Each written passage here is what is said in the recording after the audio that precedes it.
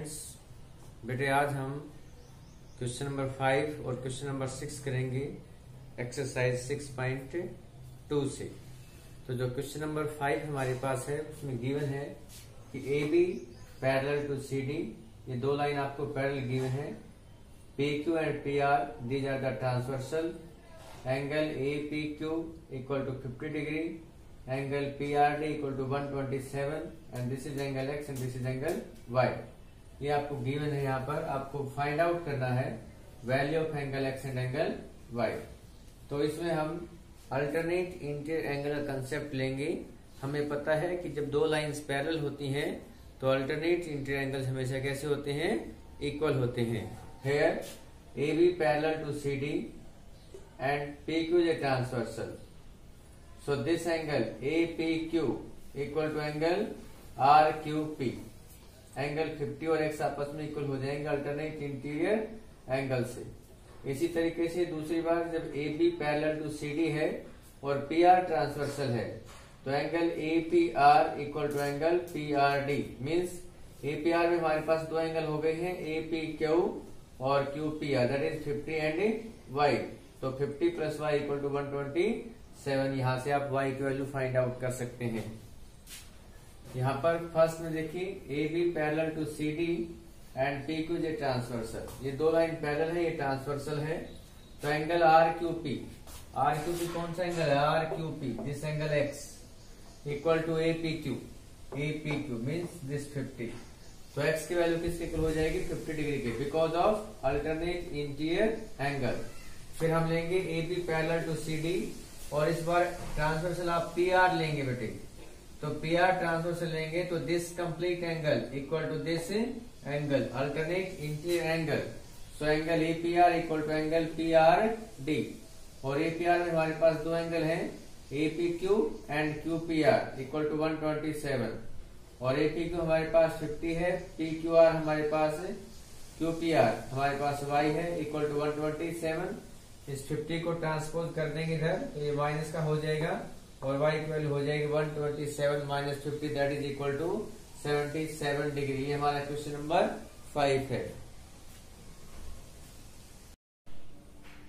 But in question number 6 हमें क्या given है कि we have two plane mirrors PQ and RS, these are two plane mirrors which are placed parallel to each other, जो एक दूसरे के parallel रखे गए हैं।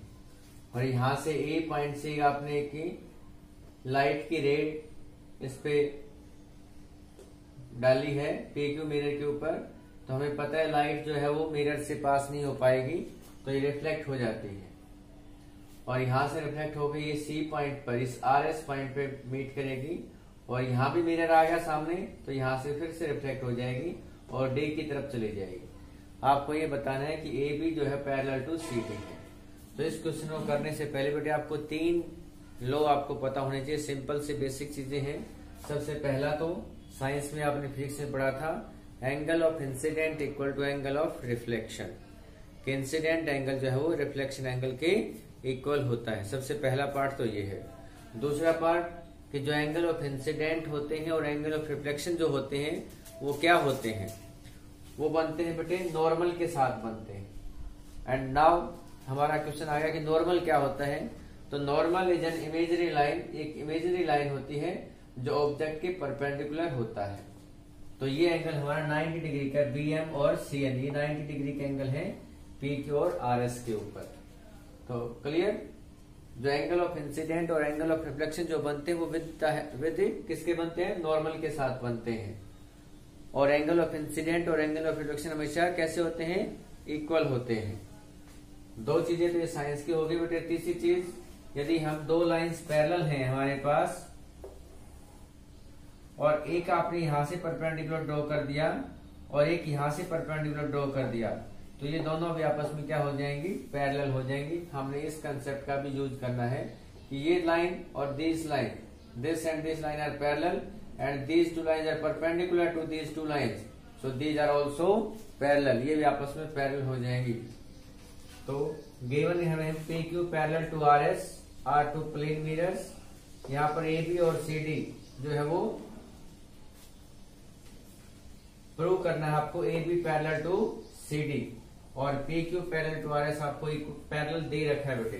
तो सबसे पहले हमने कंस्ट्रक्शन की है, draw BM perpendicular to PQ। ये BM लाइन ड्रॉ की आपने परपेंडिकुलर टू PQ और CN perpendicular to RS as normal के रूप में आपने ड्रॉ किया है। तो यहां से एंगल 1 इक्वल टू एंगल 2, ये हमारी इंसिडेंट रे थी और ये नॉर्मल आ गया बेटे।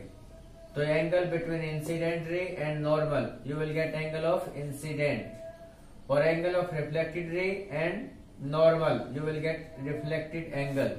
तो एंगल 1 इक्वल टू एंगल 2, इसका रीजन लिखेंगे angle of incident equal to angle of reflection. Again इसको टकराने से पहले ये हमारे फिर से कौन सी लाइन बन गई, एंगल ऑफ इंसिडेंट। तो एंगल 3 हमारे पास इंसिडेंट एंगल है और एंगल 4 हमारे पास रिफ्लेक्शन एंगल है। तो angle 3 equal to angle 4, angle of incident equal to angle of reflection, same reason है। अब ये प्रॉपर्टी हम लेंगे कि PQ पैरेलल टू RS है और BM इस पे परपेंडिकुलर है और CN इस पे परपेंडिकुलर है, तो BM और CN आपस में पैरेलल हो जाएंगे। As PQ parallel to RS and BM perpendicular to PQ and CN perpendicular to RS which implies BM parallel to CN। ये दोनों लाइन आपस में पैरेलल हो जाएंगे बेटे। और BC क्या है, हमारे पास एक ट्रांसवर्सल बन गई है, तो एंगल 2 जो है एंगल 3 के इक्वल हो जाएगा। जब दो लाइंस पैरेलल होती हैं तो अल्टरनेट इंटीरियर एंगल हमेशा कैसे होते हैं, इक्वल होते हैं। तो angle 2 and angle 3 are alternate interior angle, तो 2 और 3 आपस में इक्वल हो गए।